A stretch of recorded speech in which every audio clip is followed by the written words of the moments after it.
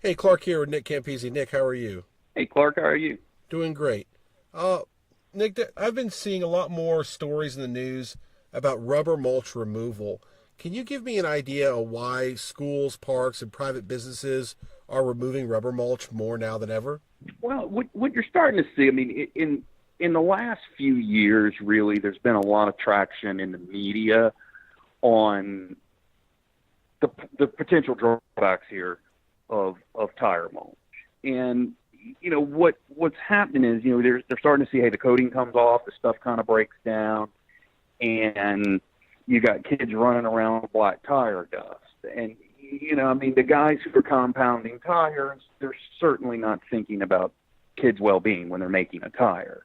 They're worried about making a good quality tire. So people are starting to become aware of the things that are in tires, probably not being the best idea for kids to be rolling around in them.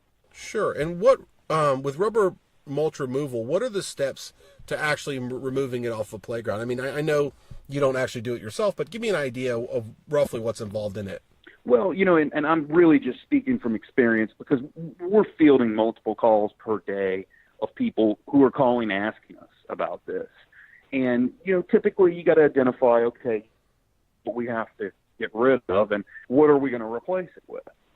And ultimately, the first step really is okay, we're going to remove it. Then, product selection, of what's going back there. And, I'm kind of simplifying it into steps. There's a lot of things to take into consideration. But, one really being, hey, God, what are you going to do with that rubber once you take it off? And, most people are finding that, you just basically load it up and landfill it. And what would be the cost, ballpark, to remove rubber mulch from an average sized playground? It's really hard to say. I mean, I have seen some astronomical costs in some city budgets, thousands of dollars, tens of thousands of dollars per playground. I mean, I'm talking like you could buy a car per playground. Now, a nice car at that.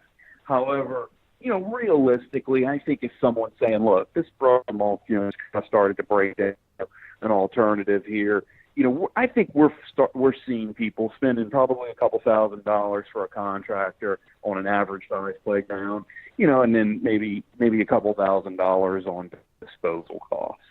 Sure, sure. And if, a manager's listening to this, a facilities manager, or someone's involved and they're going to have to deal with rubber mulch removal, do you have any information or ideas for them to what to do before they start?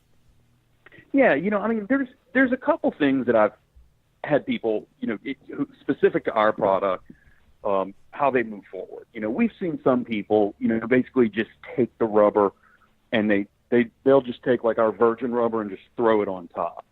And, it's really not what we recommend because the whole idea is to get rid of this dirty rubber and we wouldn't want it mixing in. And so, if you're just on, we don't want to disturb it, we don't want to dispose of it, we're going to save some money. We have had some customers who have put like a very high grade polywoven cloth down, and in a sense they kind of created a barrier to forever kind of bury this rubber, keep it underneath the playground, but then come back with like a virgin jelly bean rubber on top, put like another 6 inches on top. And then, you get out of the disposal costs, you get out of the removal. I mean, in a perfect world, I would say, let's get this nasty stuff out of there, remove it, clean it out, and then start over fresh.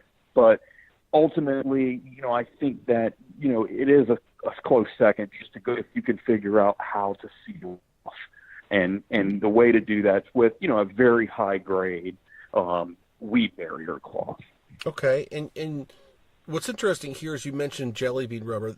That's your product. Can you give me some information about jelly bean rubber and why or why not this would not have to be removed like some rubber mulch is being removed?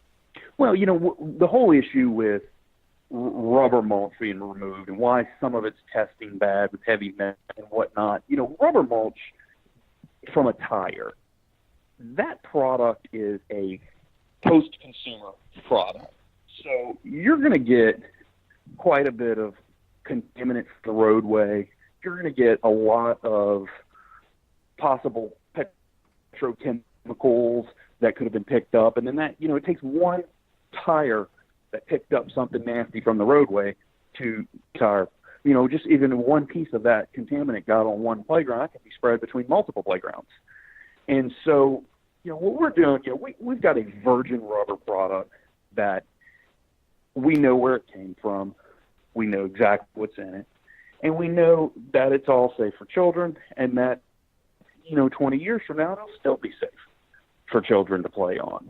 Right. And in terms of popular replacement products for when the rubber mulch removal happens, I'm assuming Jelly Bean is one, because you've mentioned a lot of people call you as they're in the process of removing the rubber or before.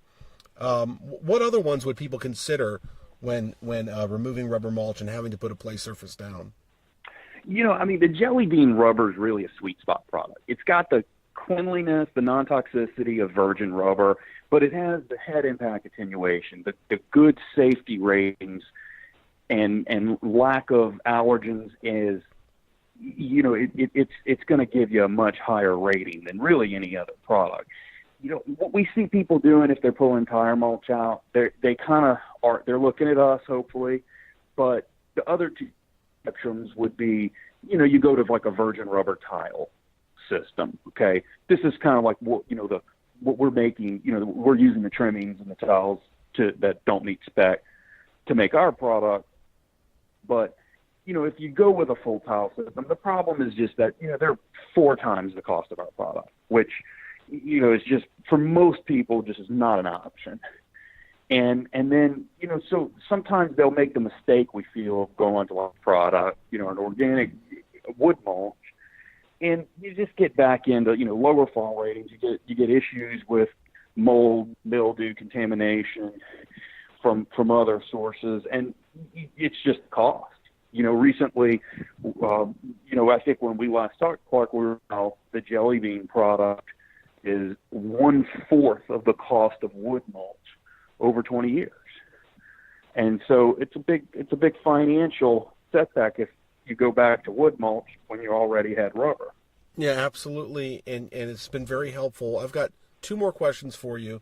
First, for people that might be listening to this that are wondering about their case, their kind of facility, where has Jelly Bean been installed in place of rubber mulch, or someone that was considering putting rubber tire mulch down? Like, has it been installed on school playgrounds or parks? Where has it been installed? Really all over. Recently, I can just, I can think of a handful of places, but, one of the, we've had a couple colleges, schools, a couple children's institutes that have just said, what, we're taking this stuff out and we're going to come back in and put your product. And it's really been across the board. We've had some more high profile clients, and there's been a lot of cities. Just to kind of give you an idea, like the state of Connecticut put a moratorium on putting rubber in their park system right now, and so there's a lot of people really from almost every state who's expressing concern over having old dirty tires in their playground. Rightfully so.